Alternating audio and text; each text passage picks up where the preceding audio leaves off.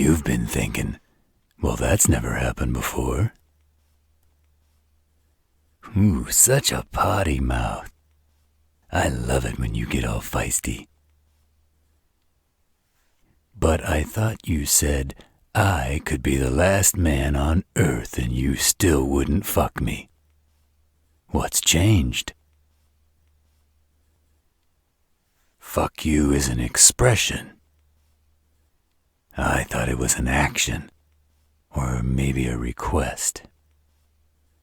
I would have been down for it before I met the healer, but now I can't get her off my mind. Which is weird, 'cause she's really not my type.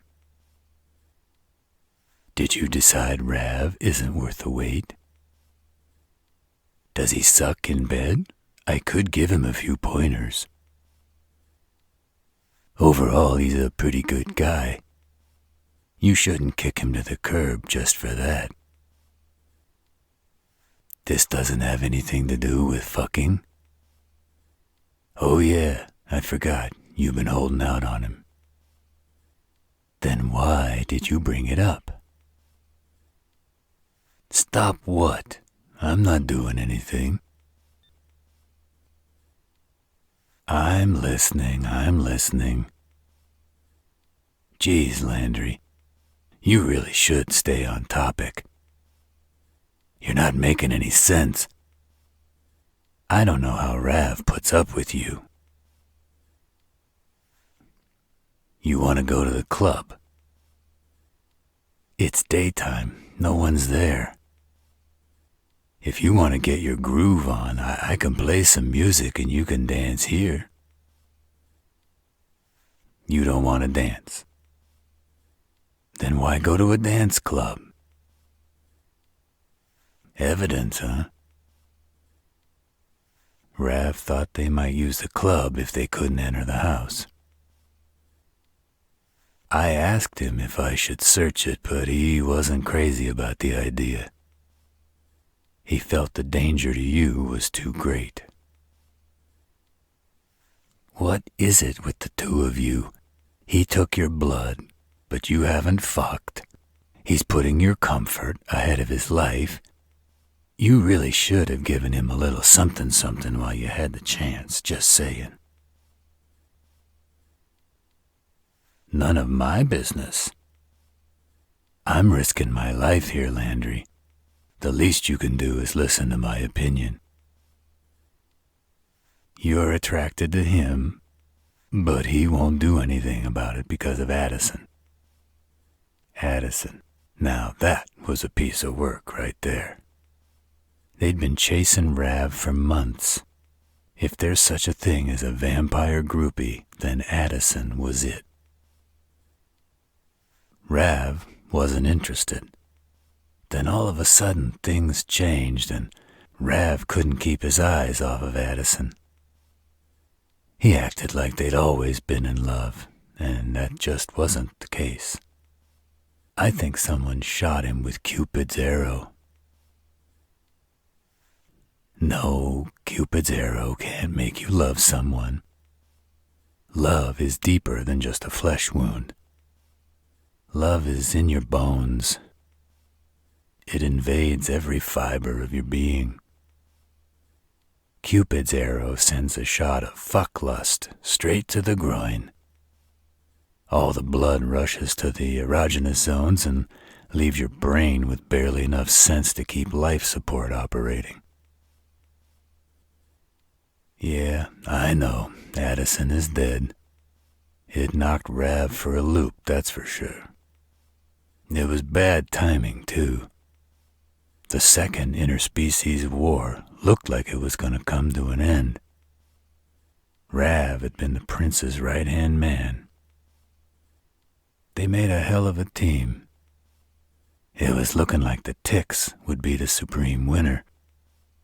That would have made the prince the grand poobah of all the magical beings.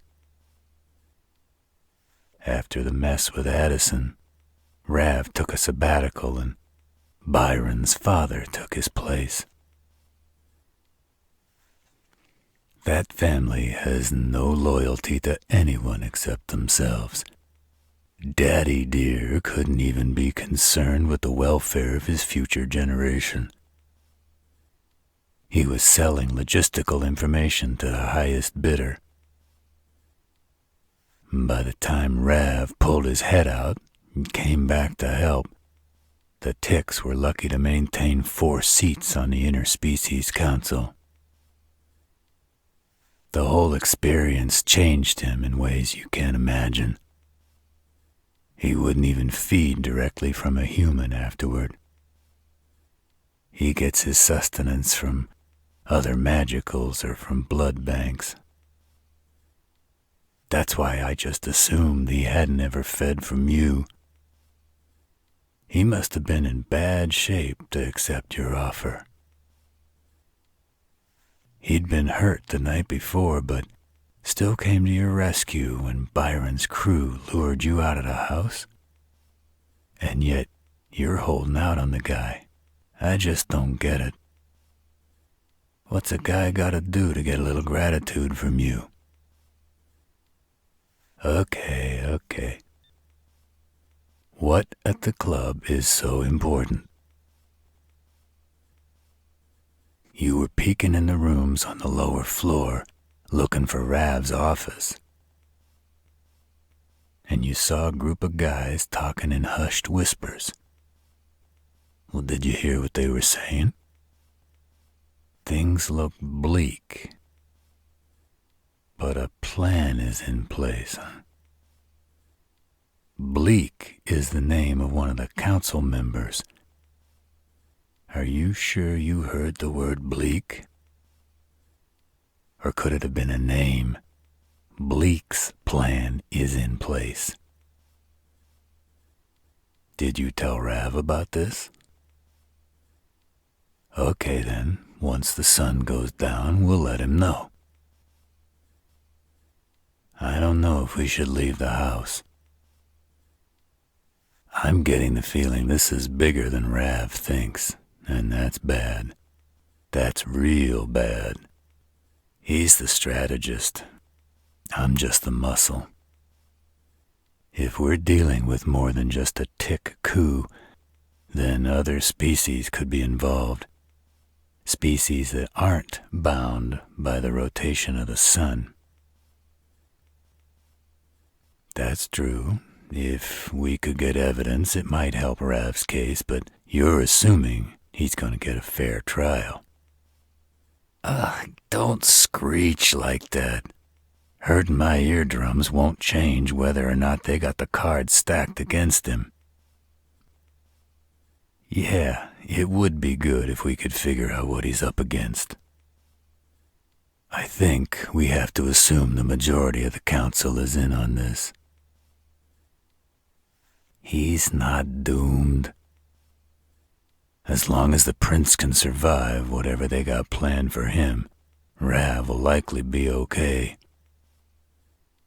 The prince can overturn any verdict of the council, but they can appeal to the Interspecies Council if they choose to. Yeah, it gets messy, because there you have those that will vote to fry simply because they hate ticks. It won't matter how much evidence they can produce to show he's innocent. Prejudice runs deep. I know Rav has spells protecting the club, but if they've brought in a mage, they may have been able to work around them. I'm more worried about that than an ambush. Spells make my ass tired. Unraveling them is time-consuming, and they have built-in traps. I'd rather fight a whole clan of ticks. All right, I'll teleport us into the basement, but you stay right by my side so I can shift us out of there if need be. No!